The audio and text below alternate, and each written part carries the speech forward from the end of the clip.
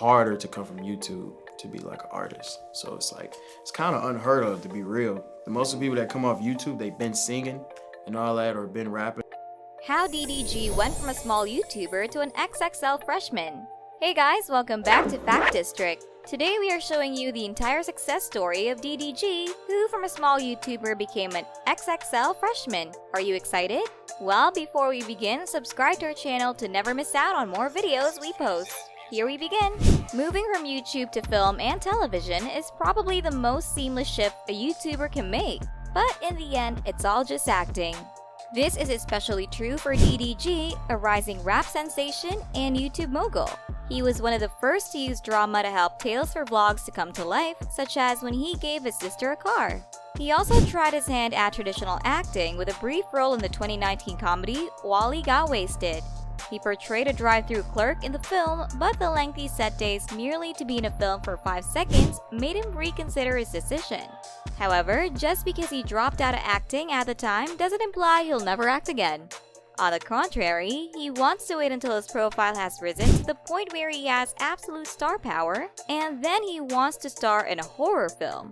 He simply does not want to be the first to die. So far, DDG has excelled in every situation and made it look simple. Daryl Dwayne Granberry Jr. was his name, but Risk Taker might easily be his middle name. That's how he ended up with a platinum plaque for his silky viral hit song, Moonwalking in Calabasas, an XXL freshman class induction, and most recently, a boxing victory over TikTok influencer Nate Wyatt. He's big in manifesting things, so the first step was for him to win a small boxing match. He adds, as we escape the heat and noise of a Los Angeles cafe from my passenger seat. They were done with a dangerous business as soon as he won that boxing match. He staked his entire career on it. Despite knowing the danger, he accepted the challenge and admitted to just spending 2 weeks preparing for the fight. DDG's entire self-assurance originated from his previous boxing training, which gave him confidence in his ability to win while also preparing him for the consequences if he lost. He published a video to YouTube titled, "I Retire," the day before his photo shoot for this article when he returned to LA. He stated why he's leaving YouTube in the video. Fans speculated on why he's leaving YouTube beyond the reason he mentioned in the video, calling his retirement a gimmick and expressing confidence that he'll return. DDG is one of the most popular Black YouTube artists, and he acts as an inspiration to his young admirers, particularly young Black males. With only a $40,000 check, he traveled from Pontiac, Michigan to Los Angeles. Many of his devoted supporters were confused when he left the platform because he was so successful. DDG, now 23, has been posting vlogs on his YouTube account since he was a student at International Tech Academy, where he was valedictorian and graduated first in his class. He began his career by filming little sketches for pleasure with a very little camera. Things began to change, however, as more and more people became aware of his personal life.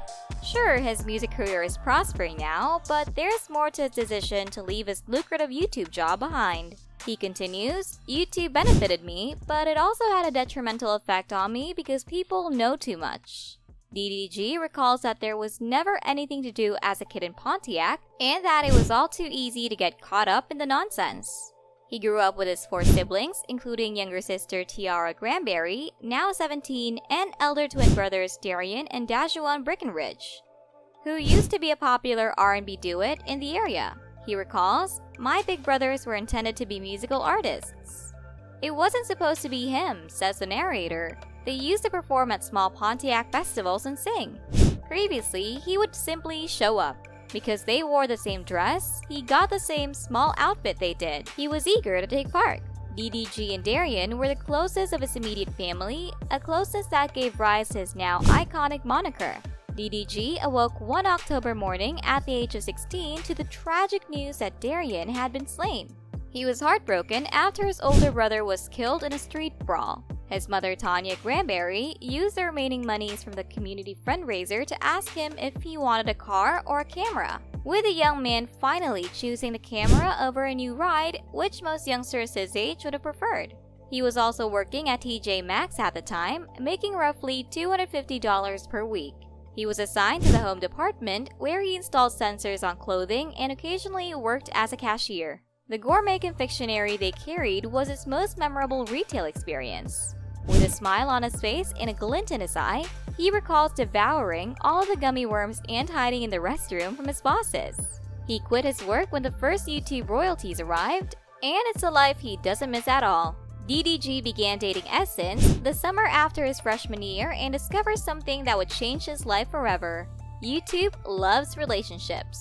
He was a different man when he returned to Central Michigan University as a sophomore, earning more than $40,000 per month.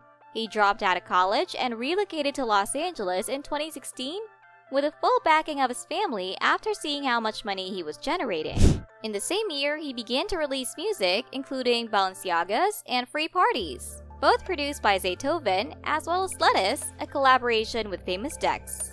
In less than an hour, Lettuce racked up over 500,000 views, propelling him into engagement heaven and fueling his dreams of becoming a full-time rapper. However, if he were to pursue the music industry seriously, he was concerned about one thing. It's not so much the Illuminati, according to DDG, as it is people putting on a show for the sake of entertainment. He explains, people basically have their own life outside of their identity. There are some people who are not who they claim to be. I've seen things like that, but nothing wild. Minor snafu, I was fiddling. Money and engagement were already good from vlogging, but when he debuted music, they were even greater. So it appears that figuring out if the Illuminati was real or not was worth the risk. DDG is just interested in the music these days. He's now being called a YouTube rapper rather than a true rap superstar, which is a new challenge for him. DDG, on the other hand, is fine with losing a lot of money by abandoning the video platform because, like TJ Maxx, he believes he will win regardless. DDG's rowdy 2017 hit Givenchy, off his debut mixtape Take Me Serious, enabled him to recognize his capacity to mesmerize a crowd through music, even though he had already released a few tracks independently.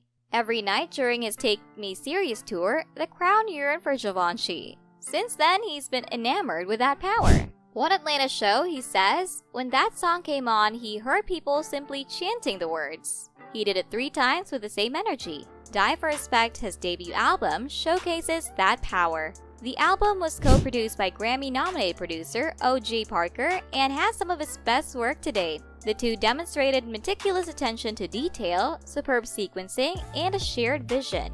But maybe the best aspect of the album is DDG's decision to focus on essential songs rather than filler.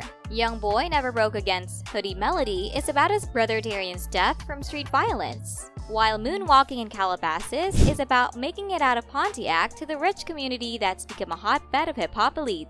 He intends to encourage ladies with a successful TikTok single, Impatient, alongside fellow XXL freshman Coi Leray, but he explains he's just saying it's good to be impatient.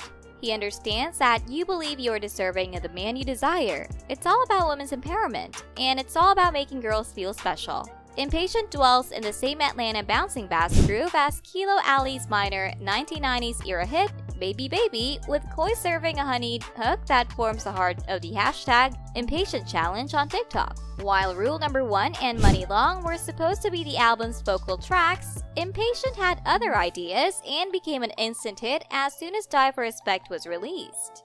DDG, on the other hand, takes life's inspiration and incorporates it into his art to convey sensitivity, even if it means disclosing his current romantic relationships like he did on Treat Me Right. Relationships, like YouTube, are popular in the rap industry. DDG eventually concludes that he and Ruby met at the wrong time, but who knows what can happen in 10 years.